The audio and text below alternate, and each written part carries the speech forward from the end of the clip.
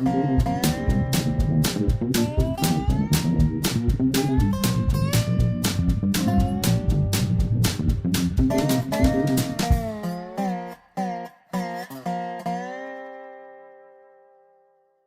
is Dave Monk, your Prairie Monk, WEFT Champaign, 90.1 on your FM dial. And Dave on the board. This is Sunday, December the 29th, 2019. This is the last Sunday of 2019. I'm going to be a snot here and say, you'll hear people talking about this is the end of the decade. It's not, kids. The first year was year 1. That means the last of the first decade was year 10. This is not ending in a 0, so it's going to take till next year, really, for the decade to end. Was that relevant to anything? No. What is relevant is you're listening to the Prairie Monk program, which is WEFT's weekly look at rails, trails, greenways, and whatever else Dave has been up to in the last week. There's big arguments about where the decade starts. And it's probably more convenient to start with the 0, but it's debatable. I wanted to say something about environmental education. I'm aware that it's a very broad field. It involves a lot of human interaction, and it requires quite a little bit of knowledge about a range of fields. And I keep running into people who would like to join that field if they could find out how to do it. So as I've been through this, I thought it might be interesting to record some of what my experiences have been. They've been extremely positive, and it might help for people to understand where I've been and where I might go. And so as you age, you look at what has happened in the past and what might happen in the future. So I came to this country from Australia. Partially I was wanting to visit and discover the US, but I also wanted to get a higher degree. I wanted to learn the science of communicating with people, and so I went to the local consul office and got recommendations for universities that might be willing to consider my interests, and I had 6 universities to deal with, and the University of Illinois provided me with an assistantship and the opportunities. And actually, many people from the University of Illinois had done exchange work in Australia, so I was not an unknown entity in the sense of there's an understanding between language and agriculture. I had been teaching in a college which was producing extension officers that were largely working in an applied science sense. I was teaching chemistry, and often there was a difference between the research scientists from a major university and the applied scientists that were in the field recommending applied manufacturing jobs or farm recommendations. The graduates from the applied science field were very popular in extension. They often went out with recent knowledge and could walk into a field and know what the problem was and give it an answer.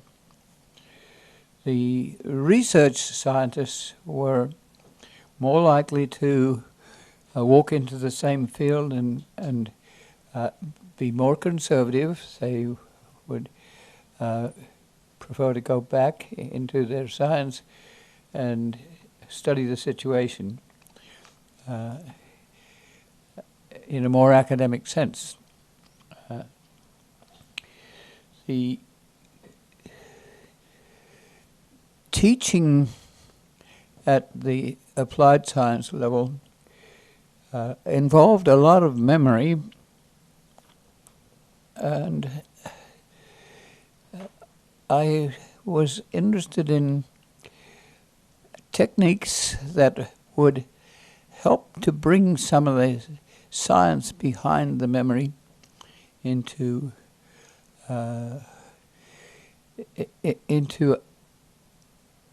action, to at least bring some more of the science, the math, the physics, the chemistry behind it. It was in an era when RNA and DNA was being touted, and there were lots of biochemical charts that could be remembered, but the more important thing was to know what the principle was that was behind the chart. So I had a research agricultural degree from the University of Sydney. I had a diploma of education, which is a year-long course in education, also at the University of Sydney. I also had been teaching at high school and college levels, and I had a heritage of art in my family. My mother was an artist, and I thought that I could utilize mass media, or not necessarily mass media, but media, to solve a particular problem.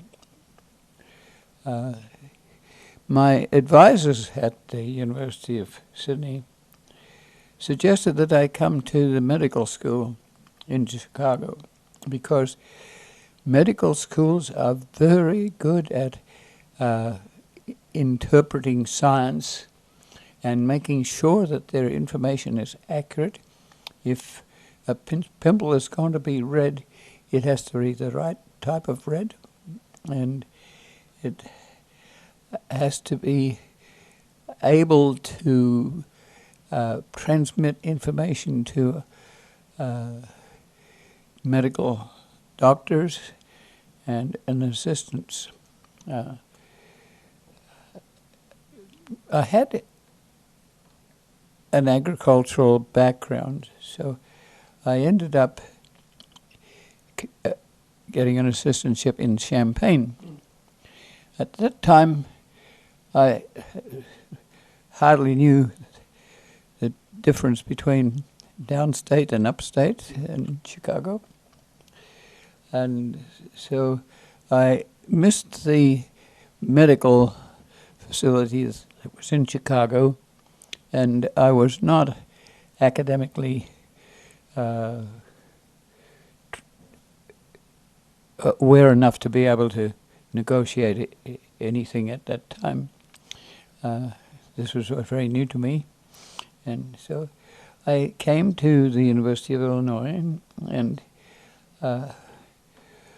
I wanted to study the problem of how I would improve the distance between academic researchers and applied scientists. I wanted to improve my biochemical background. I enrolled in agricultural education because that was my background, and I was engaged in art, which I revered because my background was that I felt very at home with art, and did so at the University of Illinois. It was difficult to be in 3 different disciplines because this was an era when many people were studying new information, and their studies were monolithic in a very specific manner. That doesn't mean to say that there was not a lot of more general study too, but and we're very dependent on those people. And I didn't do very well with the biochemistry because I chose a very sophisticated course, and I did not have the math and physics and physical chemistry that I needed. The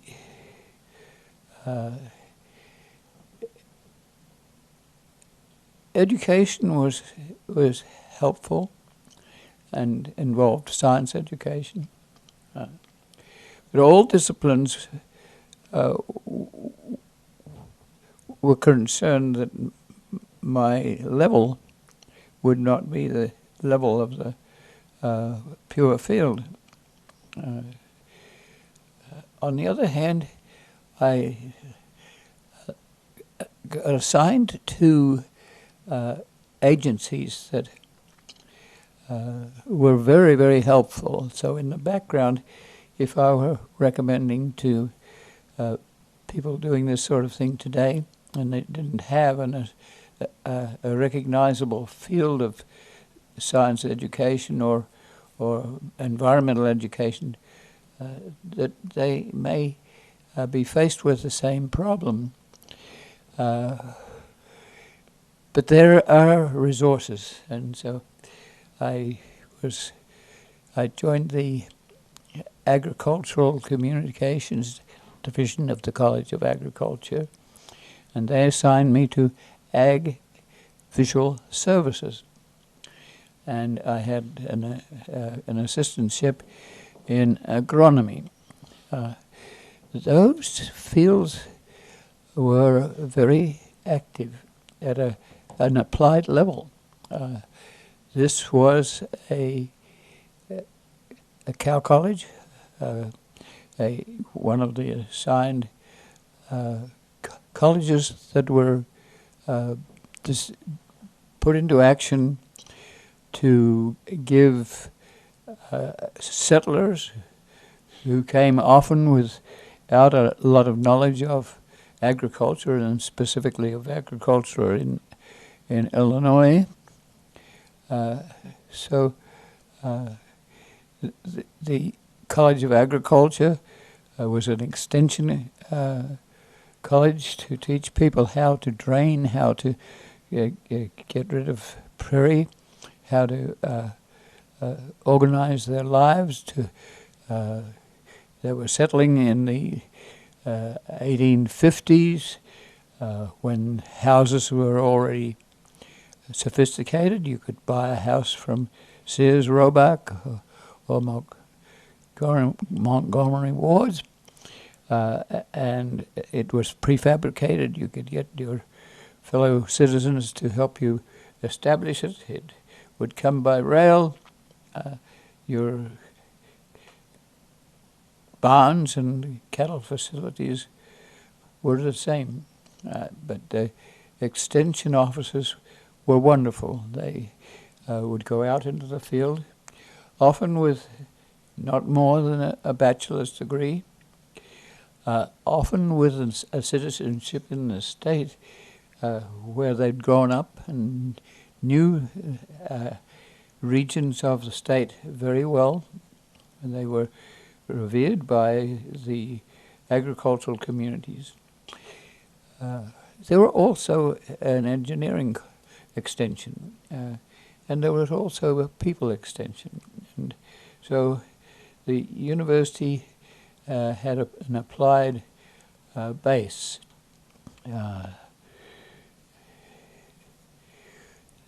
Some of the things that were being taught were the application of fertilizer, the application of lime and phosphorus and sulfur, and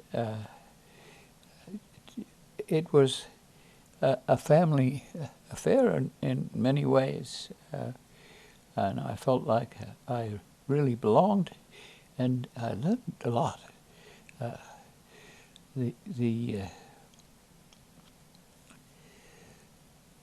I kept poking around in different circles in early television, and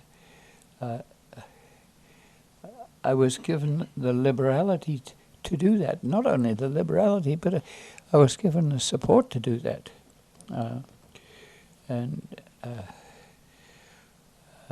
I really appreciate the university's involvement in that manner. It's more common today. It has become a legitimate thing to take a problem and apply a group of very different disciplines to that problem and different personnel. So institutions like Beckman are designed to encourage that sort of research and application. Some of it's very sophisticated, and some of it's very down to earth, and we appreciate both.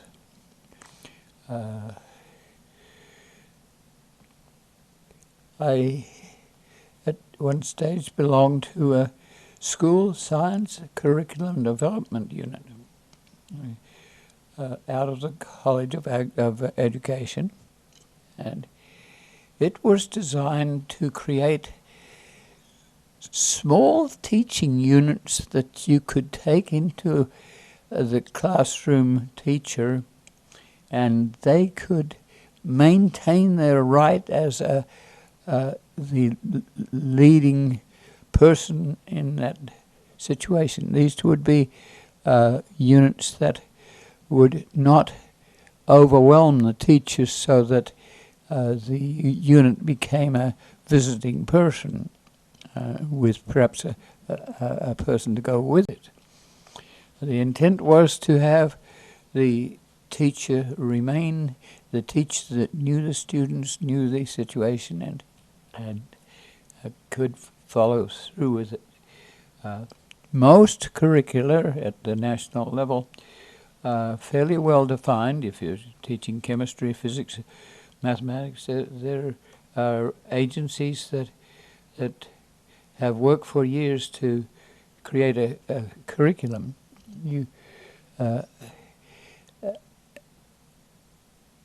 And you don't want to deny that, but you could infuse something. Let me give you an example. If you are talking about hydrology, drainage and things like that, you're talking about running water and river development. So the school science curriculum project would organize a stream table. Now, if you're in water survey, you would have a very sophisticated stream table. It would be perhaps 100 yards long, and you could create variables. You could create different waves. You could create different flow of water. You could infuse different materials and do research. At the applied level, there was a little stream table that was no more than a meter long, and it involved the material that you could add, which would vary from clay to sand to gravel. And you could have a coffee can with a hole in it, and you could put water into the upper end of this stream table. You could rise up on one end to give it different velocity, flow of water, and you could catch the drainage out the other end with the aid of another hole and a pipe, and you could assess what the runoff was, the leachate, and this table was very simple and could be set up so that students could use it without a great deal of cost. And you could notice how a river meanders. When you have a piece of steel in between two hands and you push it, the steel will collapse into two sigmoid curves, one up and one down. That is the physics of how, if you have water with pressure on either end, it will do that sort of thing. So meanders are a natural part of the flow. And if you were to put a school on a certain point of the meander node, you could see that if you had sand as a substrate, the school could be washed away if it was at the peak of the nodes. It would pay to put the school nearer to the node, or the middle between meanders. So you could really enjoy working with students in this rather applied setting. There were other fields. There were Foucault pendulums that taught students how the world moved, and there were biological situations that could be explained in simple fashion without destroying the credibility of the teacher. The teacher ran these units and was in charge. The units were tested out to see that they were not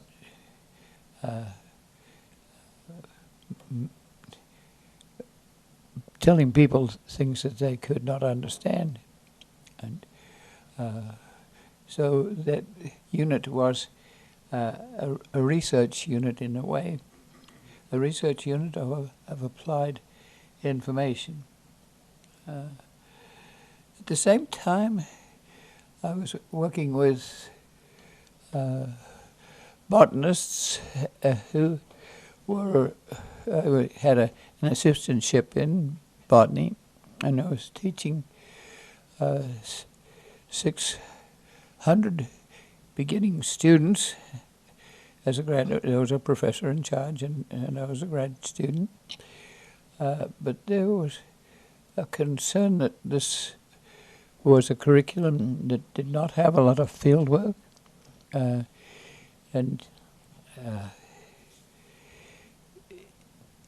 these were mainly school teachers that were going to go out and in turn not include field experiences and laboratory experiences with their students. So I then got experience with curriculum development, the inclusion of field experience. It's always expensive and dangerous. The university, for instance, is in loco parentis in charge of the students. So if you're in a dangerous situation, which is in the field, if you climb under a barbed wire fence and get cut, or if somebody throws a pebble and hits you in the nose and you get a broken nose, then the university is in charge. It's not adhered to that much, but it's always a good reason for not doing field work with large beginning courses. There was a brownfield woods and a treeless woods and a Phillips track, and these were all parts of the big grove northeast of Urbana. And so the Graduate College Committee on Natural Areas, headed by Dr. Kendi, had done a lot to encourage the connectivity of these units, Brownfield Woods, Treeless Woods, and Phillips Track. Didn't exactly succeed before there was quasi-rural development between, but it allowed remnant prairies to exist and remnant forests to exist. The brownfield wood had something like 13 different species of trees, plus all the understories. There was development that went by. Early settlement had to follow Indian trails often. There was a Clark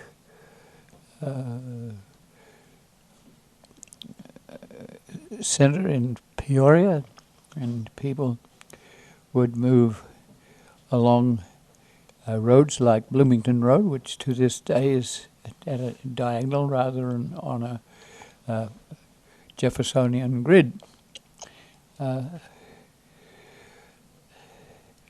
Those forests were defined, and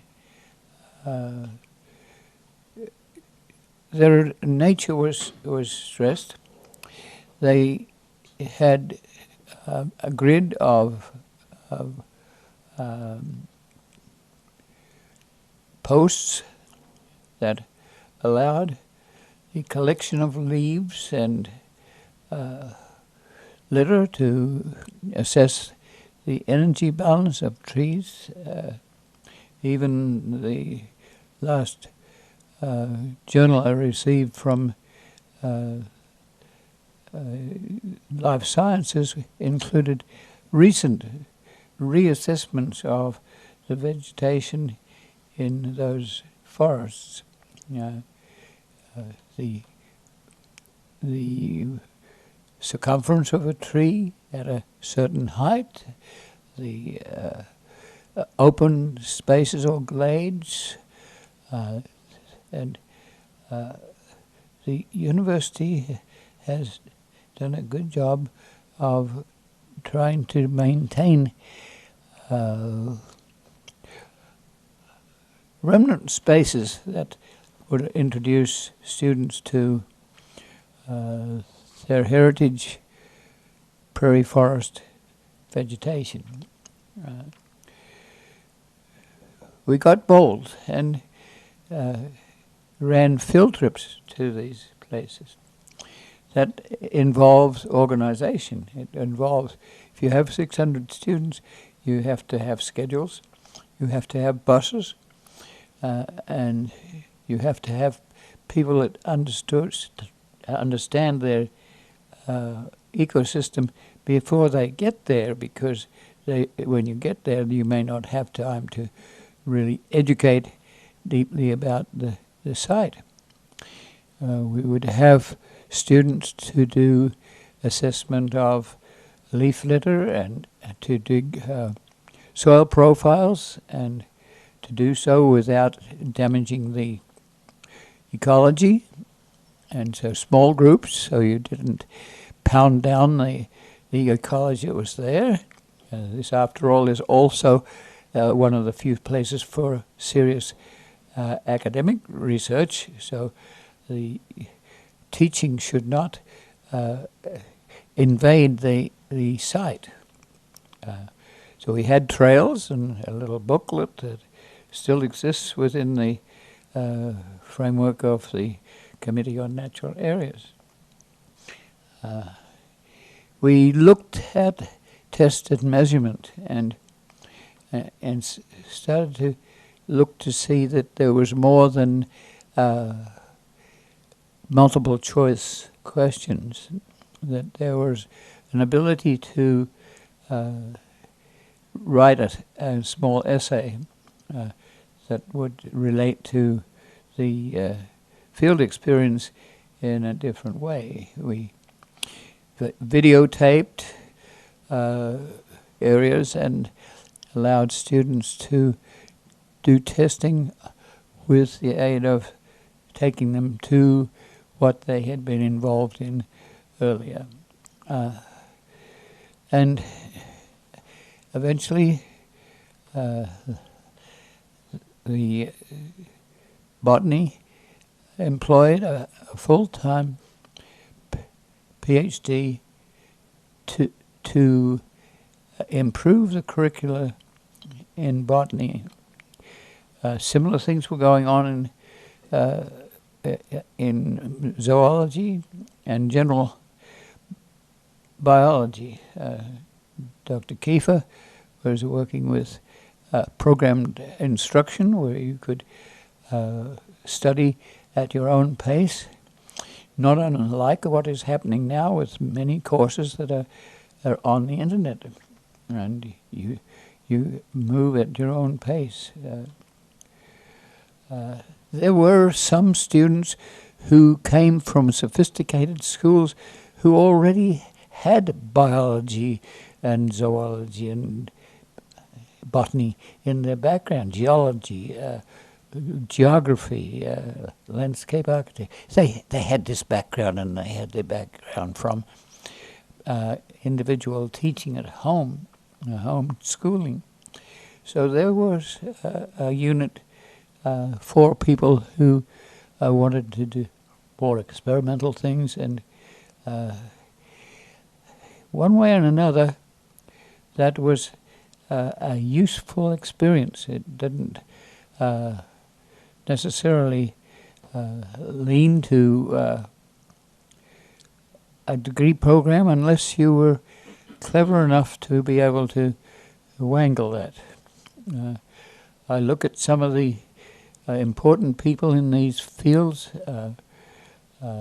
If I can remember that a woman, Loretta Jones, in chemistry, had a PhD and a doctorate in education associated with improving the curricula for chemistry. And she and another person worked to improve that curriculum, and to do so to include instruction that you could do at your own pace, and a real attempt to let students into recent developments and to explain them and have them tested in a friendly manner. Often this involved people who were interested in teaching and not so much in researching. So we have a nearby college that is Parkland College. It's an applied college, but the teachers there are excellent, and they often are better at teaching you the initial stages of chemistry so that you enjoy it and get excited about it and have a twinkle in your eye. Some of those teachers are also very good at structuring their courses so that students can go on to a major university like the University of Illinois, which is not easy because the standards are different and the teaching style is different. At the university, sometimes research dominates teaching, and students that are very intelligent are expected to pick up in their own manner and do interesting things to the extent that sometimes the students become more sophisticated than their graduate advisors, and but that is allowed and encouraged, and it's not without challenges, but it's the sort of thing that if you were going to do environmental studies, no matter what it is, you can be a person. So the person that was doing the curriculum development in botany, for instance, was the sort of person who would set up in a community college somewhere. The university high school was sitting on the edge of Netscape and Mosaic and early text messaging and text testing, and so the curriculum lab was controlled by the College of Education, but the people there were excellent at working with students, a range of students. Many of the students were faculty students. They were experimental. They were not old enough, 10, 11, 12, to be employed by the universities as test and measurement people, but they would find their way into Plato and be very helpful in making improvements. At that stage, they had a very orange display, and if you wanted to go to a visual, you had to find the carousel that was on top of the booth and put on the slide. It wasn't integrated into the program. Program learning was there. There was a guy named Stolero and others who were working with programmed instruction. And so if you can find your way around with the community college, with the university, and you can find people who take you on, it might be that you don't know what you want to do. So you may be finding friends and relatives that you can talk to. And some of those friends and relatives might already have established research units that you can join up with, and that might be your success. Sometimes that can be stultifying if you don't want to be in a certain domain, but on the other hand, it can be extremely buoyant if you're going to discover something that has not been discovered before. So as you come into these fields, you feel your way around. It might be that some of your work will go back into those extension divisions so that you're working within the field. And one of the things that was very helpful to us was the curriculum lab, which allowed us space and encouraged us to do what we were doing and to provide services to a growing environmental body that at this stage, the first Earth Days or Environmental Days was Students for Environmental Concern, supported by the YMCA, and various agencies were evolving. I can remember that Governor State was a new university, and it was oriented to environmental issues. And planning and architecture and landscape architecture and in amongst all these there are artists, and some of the fields that have been growing have been very dependent on the visualization of ideas. And when you're at WEFT, you have to think about what you do as a community station. Is it possible to do things by radio? Well, yes, and we have a radio program. But yes, we have a video camera that records this program, and then it goes to a banner public television, and that allows we drop pictures.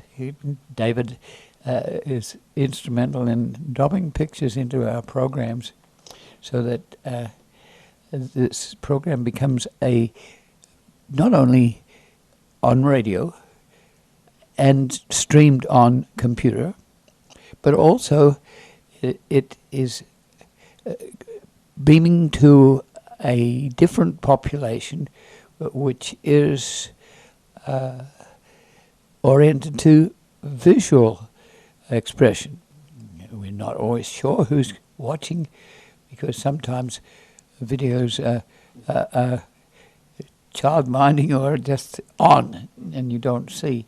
But the potential is there at the moment. That organization also records community non-profit activities, like UPTV, Urbana Public Television, comes to WEFT on a Monday night and records music. And certainly that music goes out on the air and you can hear it by radio. But when you get a twinkle in the eye, the person who is responding on the microphone can add a thought that will make it. And pictures are often worth 1,000 words. At Urbana, they not only, both Urbana and Champaign have the right to, or they have the facility to record their meetings and to air them, and to train their employees. It's often easier to show a small video clip than to spend 1,000 words trying to explain it. A map is very helpful. So the problem that arises is that costs money, and at the moment, Urbana Public Television is having a hard time keeping the service, which is very generous. Jason Liggett comes and he sorts out some of our glitches and problems that you can't believe.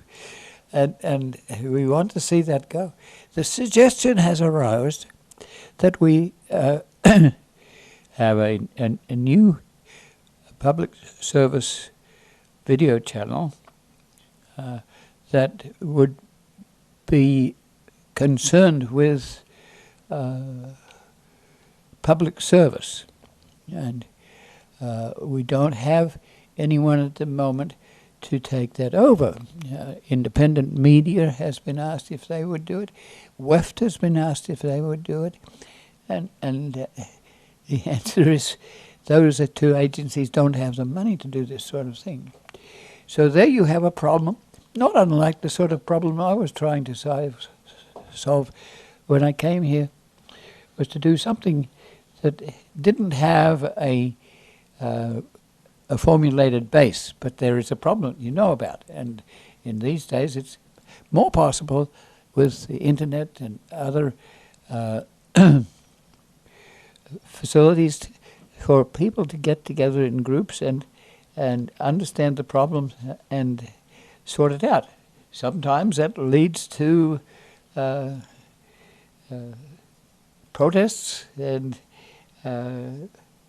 Jane Fonda, for instance, is currently meeting every Friday at the at Washington, various places in Washington, and doing civil disobedience in support of climate change.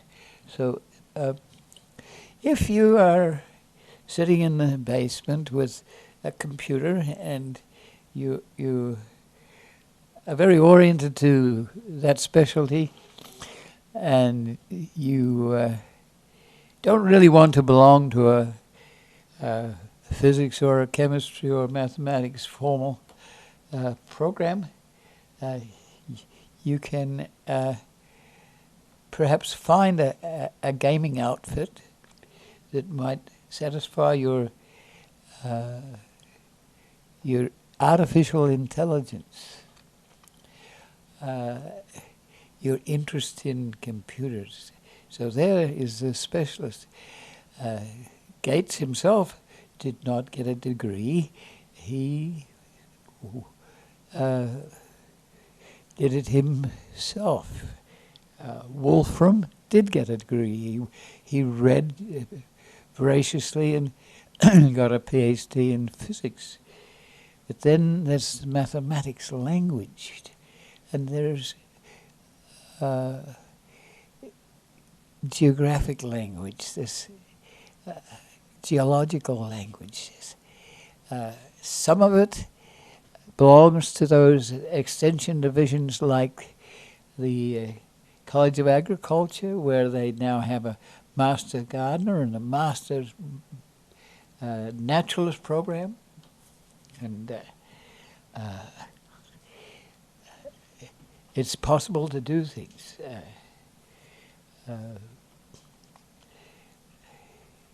There's a difference. If you're in planning and architecture at the University of Illinois, you belong to the fine arts. And so there's a more art background to extension type programs. If you're in agriculture, there's more likely to be a scientific basis.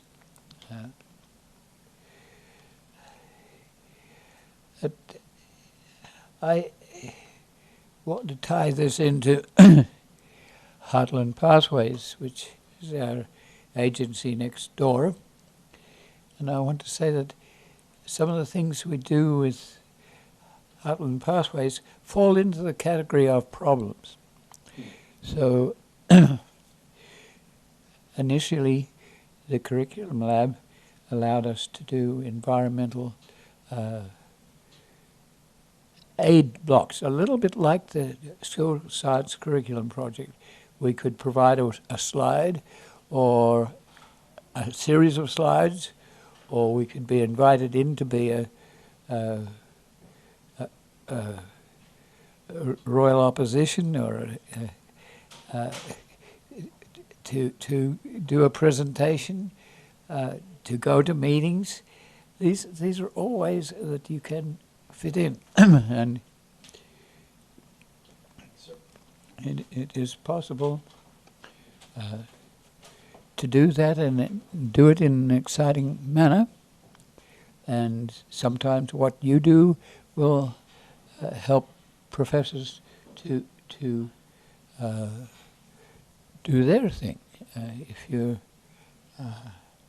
in artificial intelligence, is that going to solve the problem of the extension where you have college level people who don't have the background to be doing scientific research? How do we encourage those groups? At one stage, some 20, 30 years ago, there were no community colleges. Somebody had to get up and suggest that this was another form of education. At the moment, we're losing our newspapers. So how do you allow people to do the things that they would want to do. If you want to find a legal brief that is advertised in a newspaper, where do you go if there is no newspaper? If you have a growing population that requires the removal of arbor facilities in the Amazon, who will stand up and say that this is a pool for capturing carbon and water, and how do we integrate? The population is growing exponentially, and that means that we are constantly trying to find more food. Does that mean you go out into 10-inch rainfall and create a dust storm that moves dust around the universe? Or do you research the areas like our East Central Illinois that are very rich, and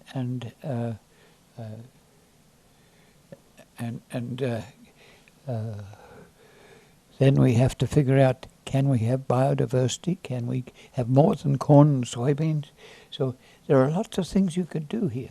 But we're coming towards the end of our program, but I want to encourage those people of you that are sitting out there, not always wanting to join a curriculum or a degree program, but there are other ways of doing things, and our fond institutions around us allow us to interact and find people who are tremendously helpful if you are willing. I'm going to stop now because David has something to say. Oh, wait, you got 5 minutes. You can go okay. Yeah. Another 3 minutes. So we have around the corner a retired cinema called the Orpheum Theatre. And it's been rather wonderful because it hasn't been torn down. It has become a children's,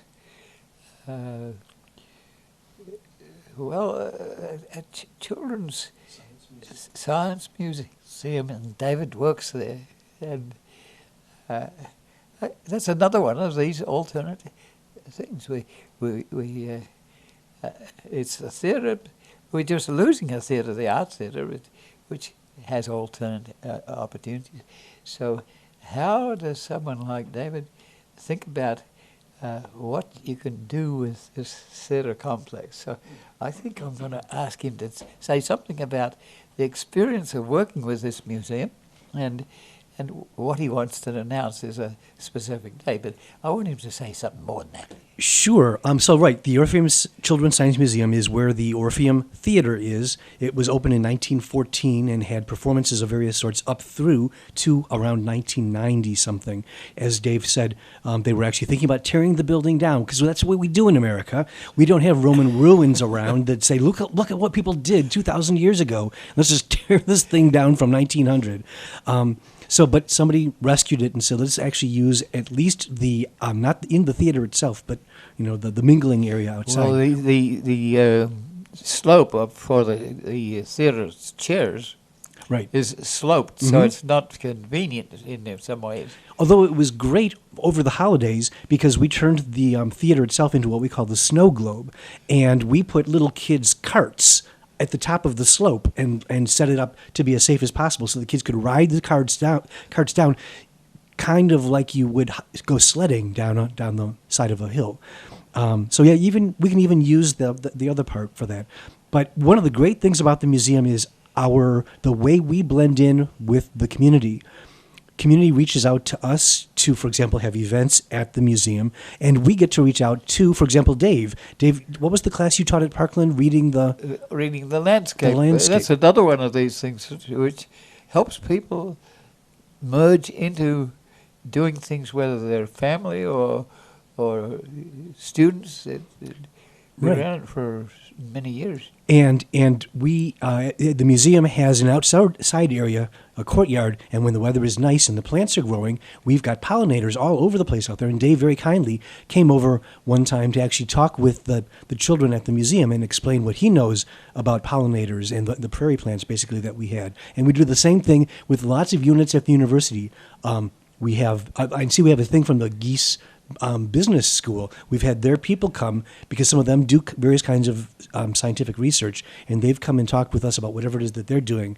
There are people who work on a genome project. They're all over the museum. All during the school year, we have people from various student groups come and talk with our children to scale down the science that they're doing to the level of, say, a fifth grader or a second grader. So we're just about done here. I should just mention, as always, the views and opinions expressed are solely those of the speakers and no one else.